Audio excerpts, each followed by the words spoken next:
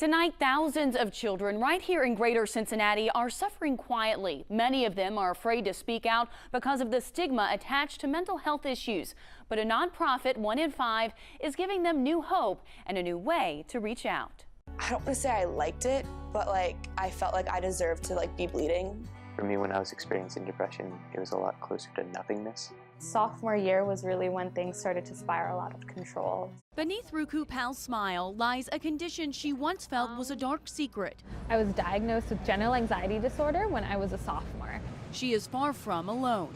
UC sophomore Lauren Taby suffers from anxiety attacks and OCD. It's kind of like just the scariest part of a movie, just really heightened, and it just keeps going up and up and up until you finally just explode. The two students are now part of a group working to break through the stigma surrounding mental illness. Everyone judges everything, so you just try and blend in with the rest, but that was the hardest part because I knew I was so different. I just didn't know what was different about me. That perception of mental illness is more of a burden is demeaning. I think it's really difficult for me to say I have this issue because I think people will look down on me because of it. 1 in 5 is a Cincinnati nonprofit giving a voice to young people diagnosed with a mental illness. Its name a direct reference to how many suffer from a disease. Executive Director Nancy Eigelmiller is leading the charge. Our youth are really struggling. It's the amount of anxiety and depression has escalated since 2012. It's almost doubled. Eigelmiller found on average it takes 10 years for students to get help because the stigma keeps them from speaking up,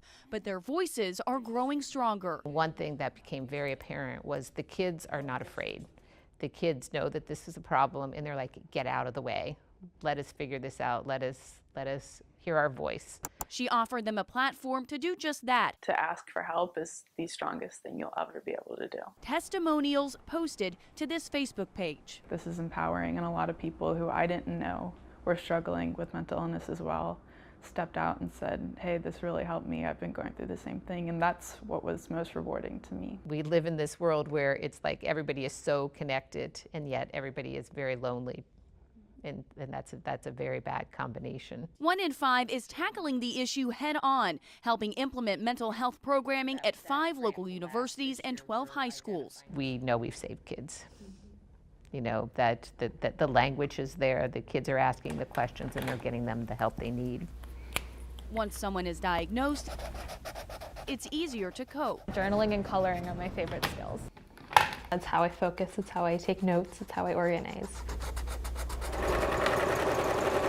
Lauren makes weighted blankets to calm her anxiety. 1 in 5 has helped normalize their daily struggles, and these young women hope it helps address an issue many see as taboo. There's so much more to it than what you see on the surface, especially people with mental illness like to hide a lot of things. I want the struggle to be understood. I think that sometimes the worst part of mental illness is that you can't see it.